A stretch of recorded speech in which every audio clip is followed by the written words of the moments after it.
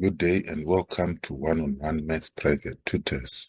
Today we are looking at O-Level and IGCSE Mathematics. The topic is surds. Surds are irrational numbers such as square root of 2 or 5 plus square root of 3.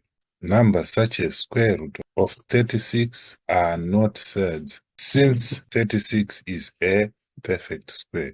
And square root of 36 is equal to 6, which is a rational number.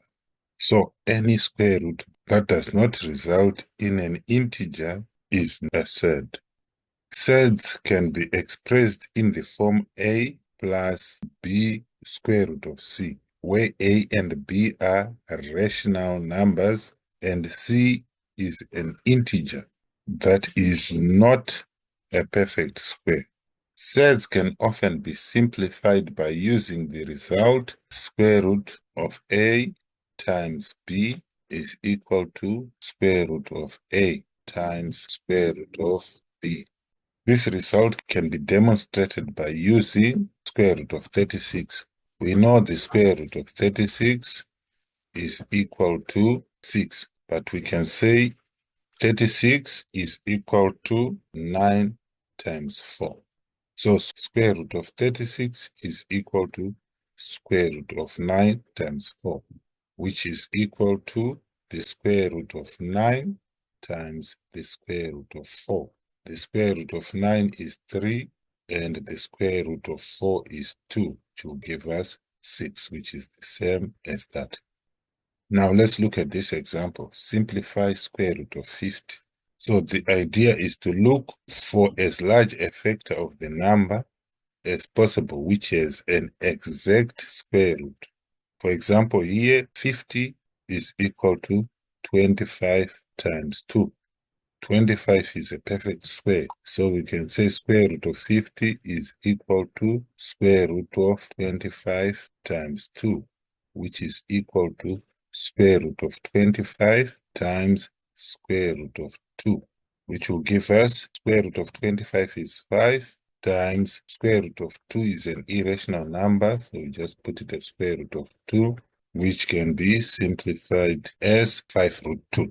72 is equal to 9 times 8, where 9 is a perfect square, so we can say square root of 72 is equal to square root of 9 times 8, which will give us square root of 9 times square root of 8. Square root of 9 is 3, and square root of 8 is irrational, so we just leave it like that. But we can further break down square root of 8, because 8 is equal to 4 times 2.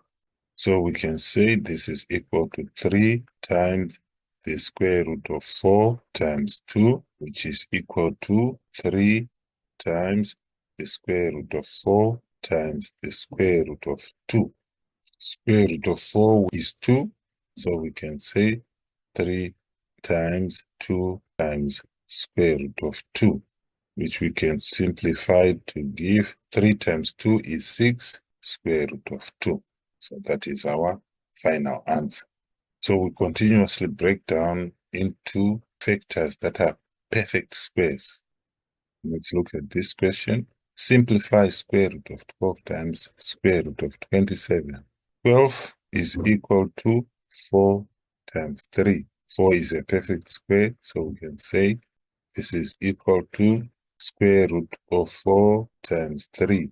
And 27 is equal to 9 times 3. So we can say times the square root of 9 times 3. Now we say square root of 4 times square root of 3 times square root of 9 times square root of 3, which will give us square root of 4 is 2 times square root of 3 is irrational, so we leave it like that, times square root of 9 is 3 times square root of 3 is irrational, so we leave it like that. Now we can combine like terms. 2 times 3 times square root of 3 times square root of 3. 2 times 3 is 6. Square root of 3 times square root of 3 will give us 3, because square root of 3 times square root of 3 is the same as square root of 3 squared, which is equal to square root of 3. We can bring the square inside there, which is square root of 3 squared is 9. Square root of 9 is equal to 3. So square root of 3 times square root of 3 is 3. Now 6 times 3 will give us 18. So that's how we simplify square root of 12 times square root of 27 to give us 18 using this law. Now we go to manipulation of expressions of the form a plus b root c. An expression such as 2 plus square root of 3, which is the sum of a rational number and an irrational number, is irrational. This is because square root of 3 is irrational, which is this number here going on forever without recurring. So if we add 2, the 2 will only add to the integer to make 3, and the non-recurring, non-terminating decimal will go on forever. So 2 will just add to 1 to make 3, and the decimal part of the irrational number that is non-recurring, that goes on forever, will remain. So the sum is irrational. Let's look at this question. If x is equal to 5 plus square root of 3 and y is equal to 3 minus 2 square root of 3, simplify this. X plus y. So x is 5 plus square root of 3. Y is 3 minus 2 square root of 3. So x plus y is equal to 5 plus square root of 3 plus 3 minus 2 root 3, which is equal to 5 plus root 3 plus will not change anything inside the bracket, 3 minus 2 root 3. Now we collect integers and the surds on their side. So we can say 5 plus 3, then plus root 3 minus 2 root 3. 5 plus 3 is 8, plus root 3, we have 1 root 3 here, minus 2 root 3. So it's the same as saying 1a minus 2a, which will give us minus 1a. So we will have minus square root of 3. So that our answer is finally 8 minus square root of 3. For b, x minus y is equal to 5 plus root 3 minus 3 minus 2 root 3. Remove brackets here. 5 plus square root of 3. When the negative gets into the bracket, negative times positive is minus 3. Negative times negative is plus 2 root 3.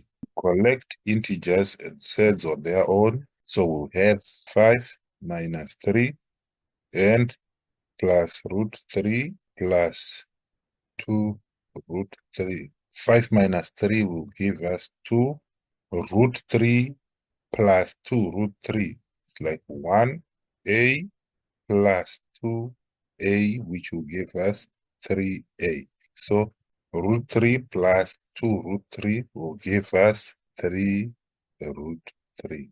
Remember, 2 root 3 is the same as root 3 plus root 3. So we are saying root 3 plus root 3 plus root 3, which will give us 3 of these root 3s. So this is our final answer. XY. So we have 5 plus square root of 3, 5 plus root 3 times 3 minus 2 root 3. Now, just like we expand brackets in algebra, we can also do it in sets. So we say 5 times 3, which is 15. 5 times minus 2 root 3, which will give us minus 5 times 2, 10 root 3. Root 3 times 3 plus 3 root 3. Saying 3 times root 3. Root 3 times minus 2 root 3.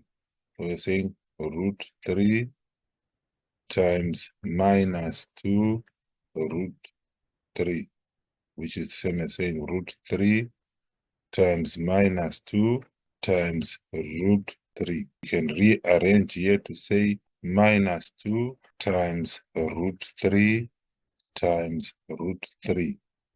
We know root 3 times root 3 will give us 3. So it will be minus 2 times 3, which is minus 6. So we can say minus 6 there. So now we have 15. We can simplify minus 10 root 3 plus 3 root 3, which is the same as saying minus 10a plus 3a. Minus 10a plus 3a will give us minus 7a. So we will have minus 7 root 3, then minus 6. Now we can rearrange each number moving with its sign. 15 minus 6 minus 7 root 3, which will give us 15 minus 6 is 9 minus 7 root 3. That's our final answer. So these numbers can be multiplied using the rules of algebra and arithmetic. Let's look at this question. If x is equal to 5 plus root 2 and y is equal to 3 minus root 2, simplify these. X plus y. X is 5 plus root 2 plus 3 minus root 2. So we break the brackets by introducing this sign in there. 5 plus root 2 plus 3 minus root 2. We collect integers on their own and surds on their own. Now we have 5 plus 3 plus root 2 minus root 2. 5 plus 3 is 8. Root 2 minus root 2 is 0. So our final answer is 8. Y squared. Y is 3 minus root 2. So we squared that, which will give us 3 minus root 2, 3 minus root 2. Your squaring is multiplying this by itself. So we say 3 minus root 2 times 3 minus root 2. Now we can use our rules of algebra. 3 times 3, 9.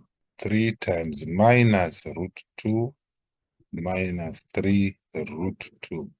Then minus root 2 times 3 minus 3 root 2.